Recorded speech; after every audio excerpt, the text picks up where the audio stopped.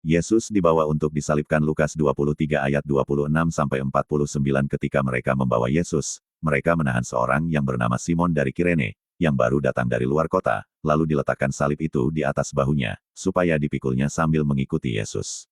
Sejumlah besar orang mengikuti dia, di antaranya banyak perempuan yang menangisi dan meratapi dia. Yesus berpaling kepada mereka dan berkata, "Hai puteri-puteri Yerusalem, janganlah kamu menangisi aku, melainkan tangisilah dirimu sendiri dan anak-anakmu. Sebab lihat, akan tiba masanya orang berkata, berbahagialah perempuan mandul dan yang rahimnya tidak pernah melahirkan, dan yang susunya tidak pernah menyusui. Maka orang akan mulai berkata kepada gunung-gunung, runtuhlah menimpa kami. Dan kepada bukit-bukit, timbunilah kami. Sebab jikalau orang berbuat demikian dengan kayu hidup, apakah yang akan terjadi dengan kayu kering?" Dan ada juga digiring dua orang lain, yaitu dua penjahat untuk dihukum mati bersama-sama dengan dia.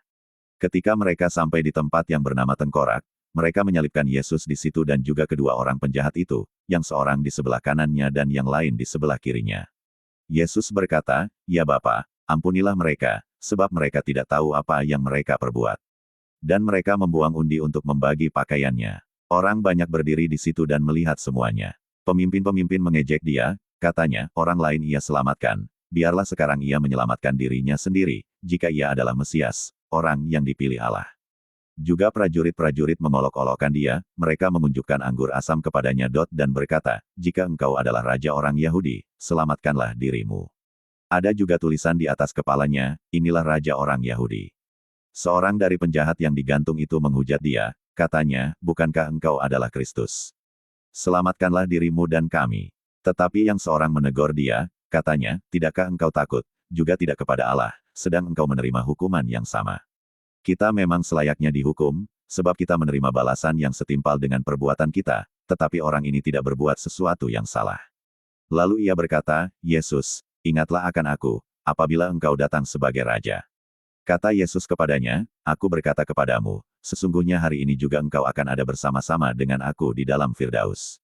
Ketika itu hari sudah kira-kira jam 12, lalu kegelapan meliputi seluruh daerah itu sampai jam 3, sebab matahari tidak bersinar.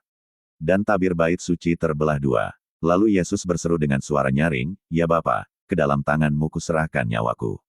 Dan sesudah berkata demikian ia menyerahkan nyawanya. Ketika kepala pasukan melihat apa yang terjadi, ia memuliakan Allah. Katanya, "Sungguh, orang ini adalah orang benar." Dan sesudah seluruh orang banyak, yang datang berkerumun di situ untuk tontonan itu, melihat apa yang terjadi itu, pulanglah mereka sambil memukul-mukul diri.